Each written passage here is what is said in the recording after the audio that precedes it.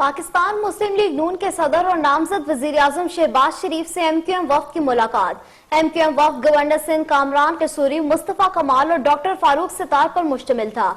मुलाकात में सेनेटर इसहाक डार, राना सनाउल्लाह खान, सरदार रियाज सादिक, ख्वाजा साद रफीक, सेनेटर आजम नजीर तारड़, राना मशहूद, अताउल्लाह तारड़ और दीगर रहनुमा भी मौजूद थे। मुलाकात में मुल्क की सूरत हाल और सियासी ताउन के हवाले से अमूर पर तबादला ख्याल किया गया। शहबाज शरीफ ने MQM के तामीरी और मस्बत जज्बे को सराहा। तमाम जमातों के मैंडेट का एहतराम, वोट को इज्जत देना है। शहबाज शरीफ का कहना था, हम सब जमातों के मैंडेट का एहतराम करते हैं, सबकी जिम्मेदारी है कि मिलकर मुल्क को मौशी खतरात से बचाएं। उनका मजीद कहना था, तहरीक अदम एतमाद और पाकिस्तान को डिफॉल्ट से बचाने में MQM के किरदार को सराहते हैं।